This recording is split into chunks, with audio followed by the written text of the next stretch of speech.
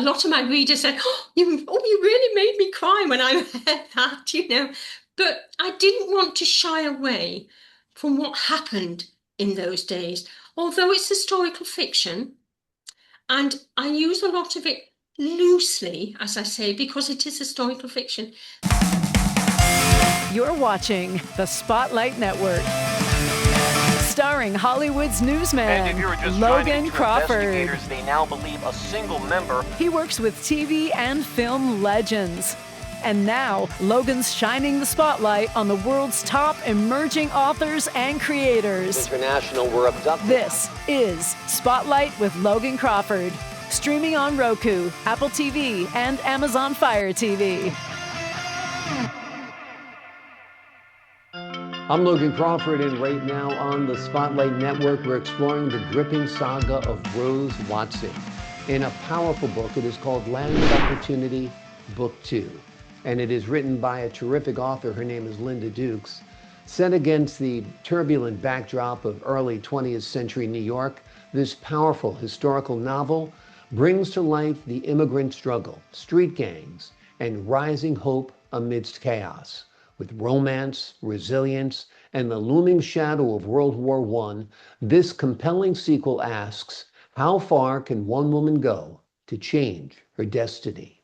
We're delighted to have this very talented author join us here today on Spotlight. We thank the team at Prime 7 Media for helping us put her in the spotlight today, and we ask viewers like you to support authors like her by subscribing to our channel and by purchasing her beautiful book. The links are below this interview. Linda, thank you so much for joining me here today. Thank you for inviting me. It's my pleasure. Rose Watson is such a likable, compelling character. How did you come up with the idea for her? Well, it all started, I belong to our local writers group, and our tutor there gives us short stories to write for the following week.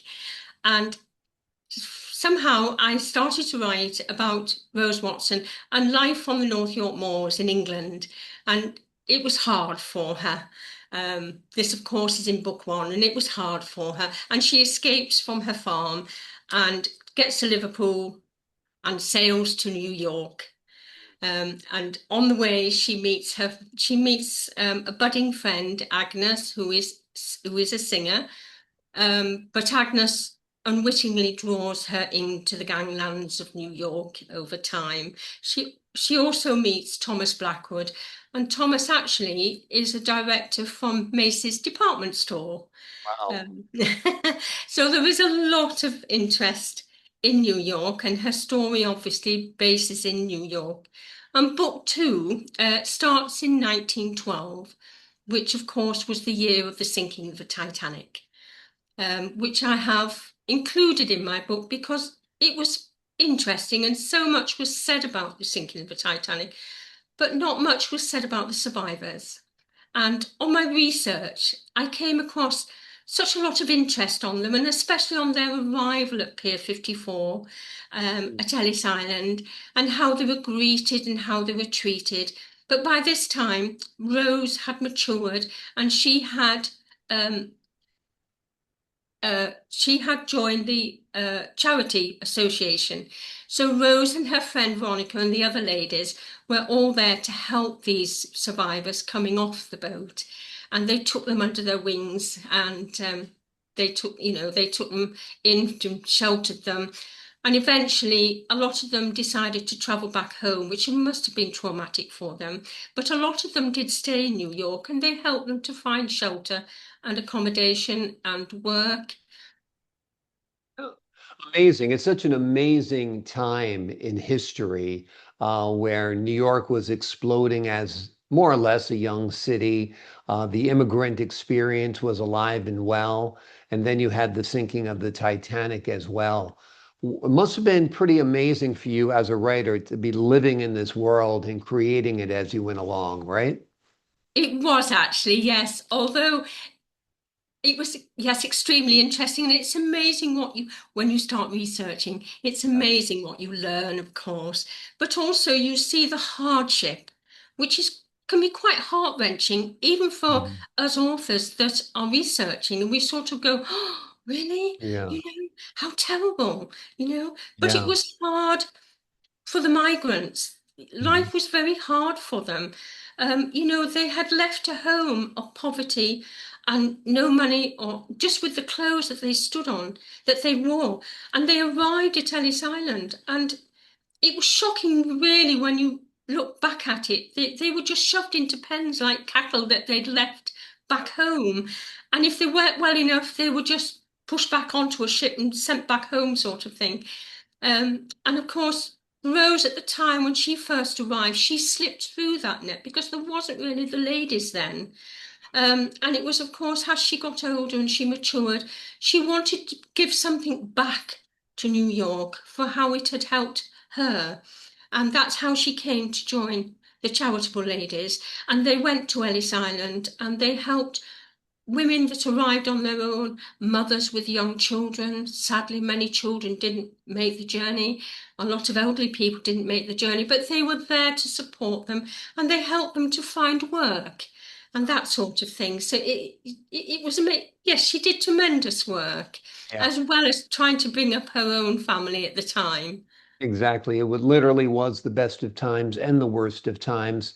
And there's parallels to today in many ways. Certainly, immigration is at the forefront today. You hear a lot about it in the I United know. States, you hear a lot about it in the UK. And it's still the same story of people desperate, people hungry, people yearning for freedom, coming to a place where there's wealth and opportunity and freedom. What do you think about today's immigration situation versus the 1900s that you write about? Well, when I wrote about it, I didn't I didn't write thinking this is what is happening here today. Right. But now it's written, and a lot of my readers actually get in touch with me and they say to me, "You do realize this is so much like today." And I think, gosh, yes, it is. Isn't that terrible? It shouldn't be happening in the 21st century, should it really? You know, people should be more welcomed. I know it's difficult, and, you know, Um, but when you think how they're treated, it takes you back to that time. And shouldn't we have moved on by then? yeah. Yeah. That's, oh, we're getting very political, aren't we? I think it's universal. I think that whether you're on the right or on the left or somewhere in the middle, that everybody has a heart for these Yes. people, We that they need a bit of, understand the suffering and the longing. It's just what is the solution? Some people say send them back. Other people say let them in and embrace them. And what the right answer is, who knows? we need a Um, bit of kindness, don't yeah, we? yeah, That's the thing. Bit of absolutely, humanity and a bit of kindness. And in absolutely. both in book one and in book two, although these migrants have arriving, they're not all illiterate. They were looked upon as illiterate, but actually they weren't. And in Right. book two, I have a group of ladies that the charitable ladies sent to the bed. There was a teddy bear factory in those days, Mm. and they sent them there. And there was a little bit of a mutiny, and they came back to Hill House, which was where they first put them up. And they said, and one lady said, "If I have to stitch a teddy bear leg on again, I shall throw myself into the Hudson." That's And funny. and it That's turned great. out that she was actually a bank manager, but Yeah, she'd had upheaval at home. Things had happened. I won't give it away, but things happened, sure. and it forced her more or less to flee Ireland and get to America. But here was this very intelligent woman. And of course, as Rose said to her, "Why didn't you tell us at the beginning?" She said, "Well, I was so grateful to get a job, I didn't like to." So they looked into things and eventually they got her into the position that she was good at. So a lot of migrants, as I say, arrived and they weren't illiterate. A lot were, I appreciate, but there were many that weren't, and a lot of them were sent out to the farms. And they did, because a lot of farmers came, of course, and they were short of farming work and that sort of thing, and they sent them out to farms. I think the worst I came across was the fact that a lot of mothers, they were so desperate that they abandoned their children in Liverpool on the cattle ships. The children, I know, the children would help their parents load the cattle and then they would hide them amongst the cattle. I Oh, know, and the ship would sail. And of course, it was too late then to stop them there with these hungry children. And so you can imagine what it was like when they arrived at Ellis Island, and Rose and her charity ladies, the captains were calling them back on the ship to go, we need your help. Look at these children. And they were having to gather them up. But they did, and it was quite shocking when I read about it. And I thought, gosh, fancy that happening. But they helped these children. They didn't abandon them. They gave them love. They gave them care. And they did help them. And although it was probably not cheap labour, but the big hotels were opening up in those days. So they had what they call boot boys, but they were 7 and 8 year olds. But it gave them work and they gave them accommodation. And I read that in the morning they did schooling. There was a room at the hotel. And so they were taught lessons in the morning. Then they did the work in the afternoon and they were fed and watered, as they say. And then there was accommodation at the back of the hotel. It was clean, they were comfortable, they were safe. So they did their best for them. Some slipped the net, obviously, but they did their best for them.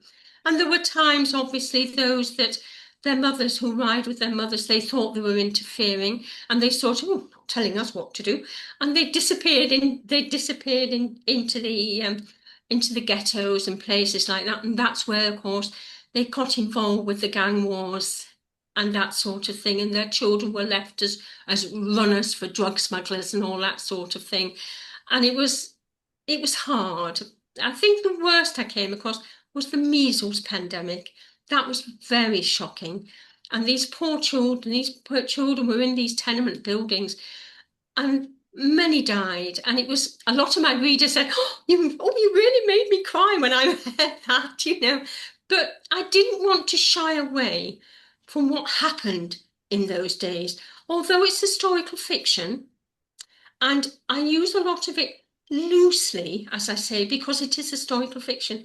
These things happened in those days, and I wanted my readers to know about it, but also enjoy the story of Rose and her battle and how she survived it all and how she went through life. But in doing so, she also gave back and she helped in the ghettos and these migrant children. So I hope that I've done that.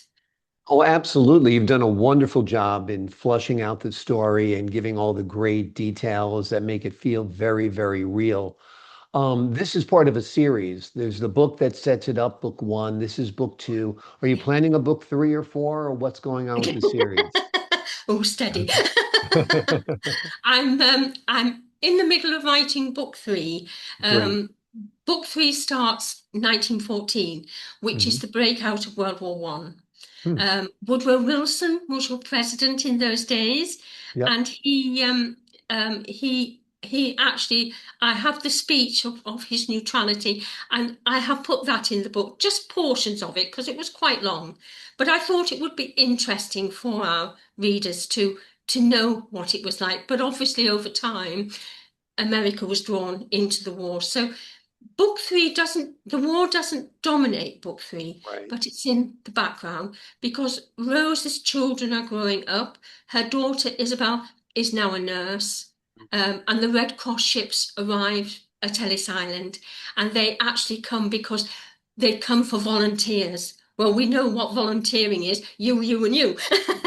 Exactly. But they We'll take went, you. We'll take you. yes, Yeah. but at the hospitals, and they took about 800 nurses and doctors, which was a huge amount of people. Yeah. Now, whether Rose goes, you'll have to wait and see. But Wonderful. Quick yes. question before we leave you today. Have you envisioned this as a TV series or a series of films? It would be wonderful, wouldn't I it? agree. I You got great know. characters, great locations, great historical context. Ellis Island, New York A, City, Liverpool. There's so much to the story. a I lot think of it my would be, writers say, we can see it as a Netflix. And I went, a girl can dream. Yes, please. absolutely. Hollywood, if you're listening, here's a series of books Yes. that are ready to go. They are wonderful. Name of the book we've been exploring today is The Land of Opportunity, Book 2. It is a stirring tale of hope, hardship, and the enduring strength of the human spirit. It is part of the Land of Opportunity series. There's book 1, there's book 2, and soon Book 3. Linda, thank you so much for joining me here today. Thank you. It's been lovely. It's been lovely speaking with you as well. I appreciate your wit, your wisdom, your insight, and your humor. To the folks at home, I'm Logan Crawford, thanking you for your time this time. Until next time on Spotlight.